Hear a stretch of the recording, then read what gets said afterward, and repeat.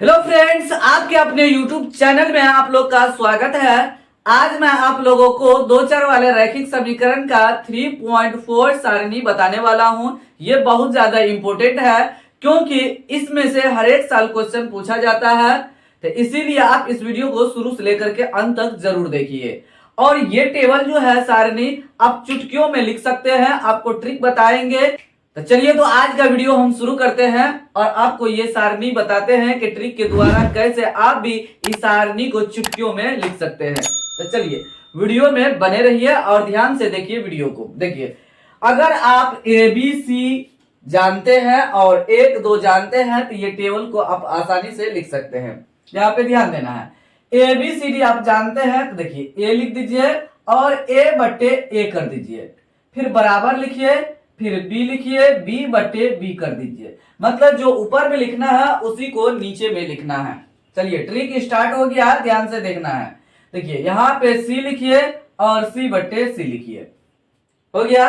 अब देखिए, ऊपर में जितना भी ए बी सी डी आया है उसको एक दीजिए, सबको एक दे देना है, तो हो गया A1 B1 C1। नीचे में दो दो सबको दे दीजिए, तो आप आसानी से ये कर सकते हैं। ऊपर में ए बी सी लिख देना है, नीचे में भी ए बी सी लिख देना है, मतलब बट्टे के रूप में लिख देना है और बराबर लिखना है और ऊपर में 1 1 सब में डाल देना है। तो अब देखिए मेरा बन गया A1 बट्टे A2 बराबर B1 बट्टे B2 बराबर C1 बट्टे C2। इसी का और क्या कीजिए, दो और जो बॉक्स बना हुआ है इसके जस्ट नीचे देख करके आप लिख दीजिए। देखिए, एक लिखे उसी को आप कॉपी पेस्ट कर दीजिए। यहाँ पे लिखा था ए बट्टे ए बराबर बी बट्टे बी बराबर सी बट्टे सी, ये लिखे थे पहले। तो उसके बाद ऊपर में एक एक एक डाले थे, नीचे में दो दो दो डाले थे, हो गया। देखिए, सेम कॉपी हो गया, कॉपी से पेस्ट कर दिए। यहाँ पे इधर भी पेस्ट कर देना है, ए बट्टे ए बराबर बी बट्टे बी बराबर सी बट्टे सी। ऊपर में एक एक लिख देना है, एक एक लिख देंगे, नीचे में दो दो सब में लिख देंगे। देखिए, अभी तीनों एक समान यहाँ पे आपको दिखाई दे रहा होगा और इसको आप बहुत आसानी से लिख सकते हैं। जिस तरीके से आपको बताया है उसी तरीके से आपको लिखना है। अब मैजिक स्टार्ट होगा, यही मैजिक आपको सीखना है। ये जो तीनों एक तरह दिखाई दे रहा है, तीनों को तीन तरह बना देंगे हम, यही मैजिक है। ये मैजिक आप सीख लेते हैं, आप 100% ये टेबल को आसानी से याद रख सकते हैं। आपको ज्यादा रट्टा मारने की आवश्यकता बिल्कुल नहीं है। चलिए, अब यहां ध्यान देना है, यहां जो लिखे हैं ये पहले वाला में दोनों को कट कर देंगे, तो दोनों को कट कर देंगे। यहाँ पे नॉट इक्वल इसको हम पढ़ेंगे, मतलब A1 बट्टे A2 नॉट इक्वल B1 बट्टे B2 नॉट इक्वल, मतलब बराबर नहीं है C1 बट्टे C2 को, मतलब आपस में कोई किसी का बराबर नहीं है। तो यहाँ पे कह रहा है बीज गणितीय निरूपण में हलों की संख्या लिखने के लिए बीज गणितीय निरूपण होगा। तो जब इस तरीके से मेरा कंडीशन आएगा तो मतलब कौन सा हल होगा ये हमको लिखना है। तो बारी बारी से हम लिखते जाएंगे। देखिए, यहाँ पे एक चेंज हो गया, यहाँ पे लिखेंगे अद्वितीय हल होगा। अद्वितीय अद्वितीय मतलब दोनों को कट कर दिए तो अद्वितीय हल हो जाएगा, ये लिखेंगे अद्वितीय हल। यहाँ पे लिख दिए, जिसको इसके दूसरे नाम से भी हम जानते हैं एक और केवल एक हल, या एक हल भी लिख सकते हैं, एक और केवल एक हल। एक हल, एक और केवल एक हल का मतलब ये हुआ एक हल x का आएगा, एक हल y का आएगा। इसका कहने का मतलब ये हुआ। चलिए, तो इसमें पहला में तो ये हो गया, इसका अद्वितीय हल हुआ। अब देखिए, लेफ्ट से आप क्या कीजिए, एक एक तो जो यहाँ पे दोनों पे जो कट किए थे तो एक को हटा देना है, लेफ्ट से हटाना है, इसको हटाना है पहले। तो इसमें हम क्या करेंगे, यहाँ पे हट गया, इस पे हम क्या करेंगे, कटे रहने देना है, मतलब इसको देख के वैसे उतारना है, इधर से इसको हटा देना है। मतलब अब देखिए, इससे चेंज हो गया, अब तीन तरीके से इसमें दिखाई देने लगा होगा। इसमें दोनों कट हो गया, इसमें ये बराबर में है, ये कट हो गया, इसमें तीनों बराबर है, यही मेरा है। तो अब देखिए, यहाँ पे इसको हम पढ़ेंगे A1 बट्टे A2 बराबर B1 बट्टे B2 नोट बराबर होगा C1 बट्टे C2 को। तो ये कौन सा हल हो जाएगा, ये ध्यान देना है आपको। देखिए, ये कह रहा है कि ये इसके बराबर है, ये कह रहा बराबर ही नहीं है, मतलब ये इसका बराबर में है लेकिन ये इसके बराबर में नहीं है।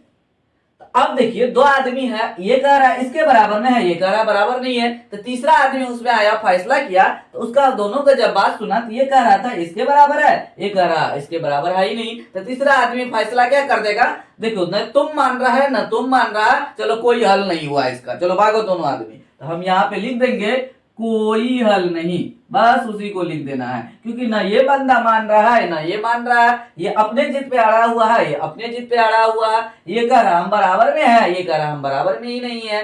तो तीसरा आदमी सॉल्यूशन वही दिया कि चलो किसी का फैसला ही नहीं होगा, कोई हल नहीं होगा, अपने अपने घर जाओ। यहाँ पे लिख देंगे कोई हल नहीं है या होगा, ऐसे हम लिख देंगे कोई हल नहीं होगा। समझ में आ गया? आपको इस तरीके से लिख देना है।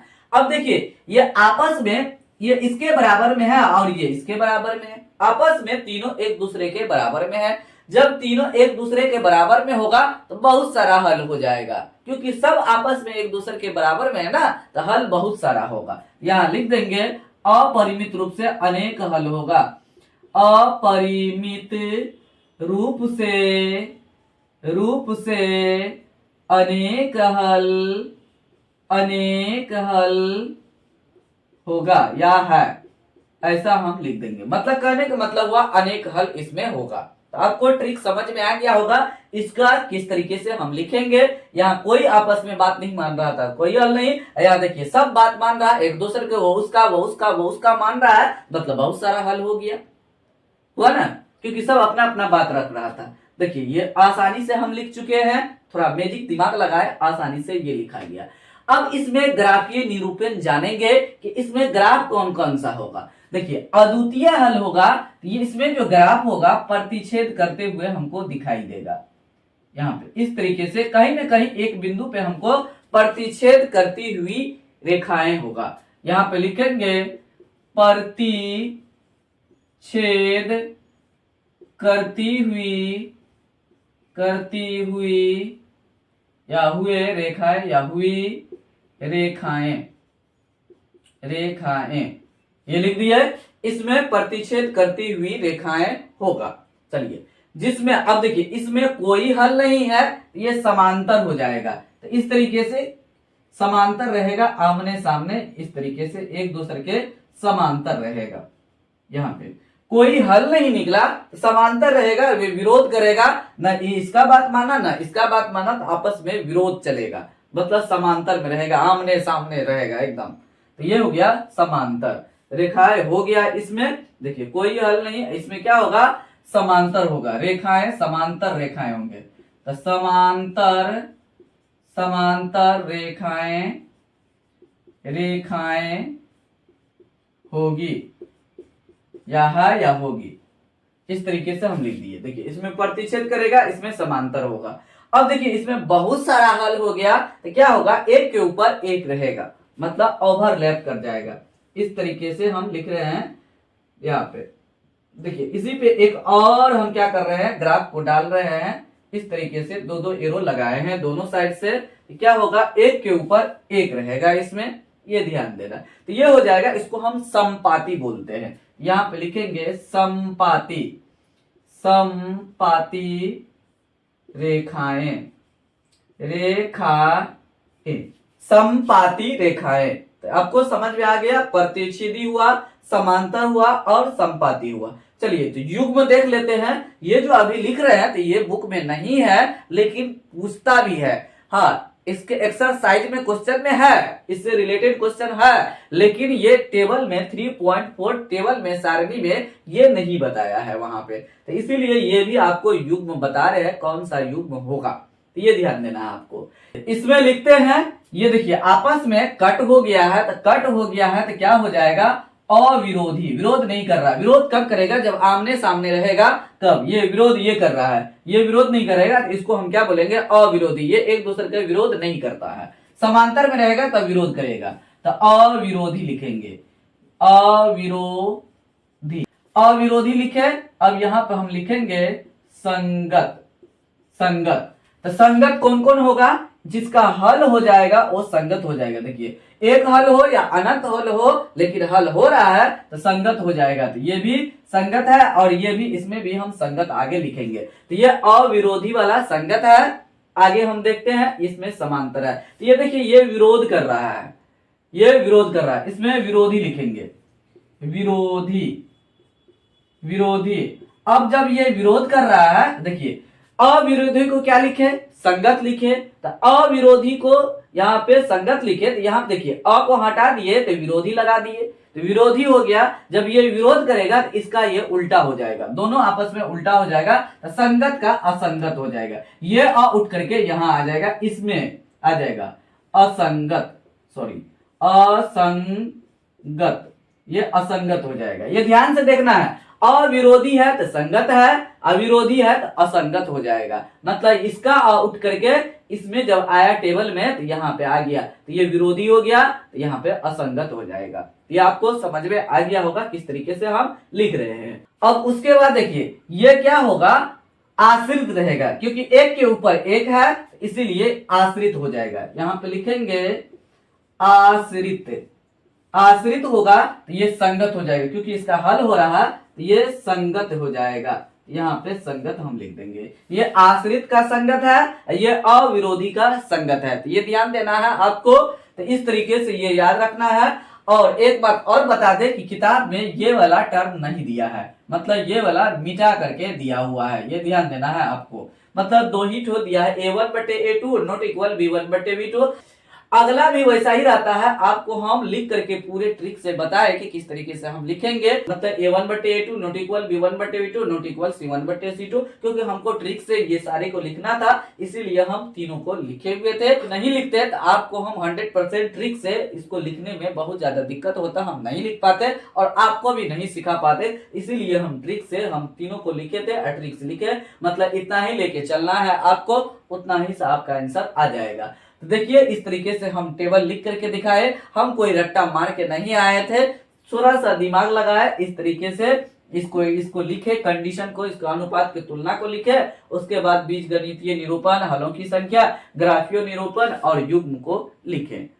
तो उम्मीद करते हैं कि ये जो टेबल आपको बताए हैं 3.4 सारणी जो बताया गया है, तो ये आपको अच्छा से समझ में आ गया होगा। अगर आपको समझ में आ गया है तो जरूर कमेंट बॉक्स में कमेंट कीजिए, रिलैक्स होकर के वीडियो को देखिए और एकदम टेंशन फ्री होकर के देखिए, आपको 100% समझ में आएगा और सदा के लिए याद रह जाएगा। आपको कभी भूलने की आवश्यकता नहीं होगा, सपना में भी आपको याद रहेगा। तो इसीलिए आप इस वीडियो को शुरू से लेकर के अंत तक जरूर देखिए बिना स्किप किए हुए, तभी आपको 100% समझ में आएगा। अगर आप इस चैनल पे नए हैं, पहली बार आए हैं, तो चैनल को अवश्य सब्सक्राइब करके बेल आइकन को प्रेस करके ऑल नोटिफिकेशन को ऑन कर दीजिए, ताकि आपको लेटेस्ट वीडियो का अपडेट समय समय पर मिलते रहे। फिलहाल वीडियो को यही समाप्त करते हैं, मिलते हैं अगले वीडियो में। तब तक आप लोग इस चैनल के सभी वीडियो को देखते रहिए, एंजॉय लीजिए, कमेंट कीजिए। किसी भी प्रकार का कोई प्रॉब्लम है तो जरूर इस चैनल के माध्यम से अपना प्रॉब्लम शेयर कीजिए। Thanks for watching this video.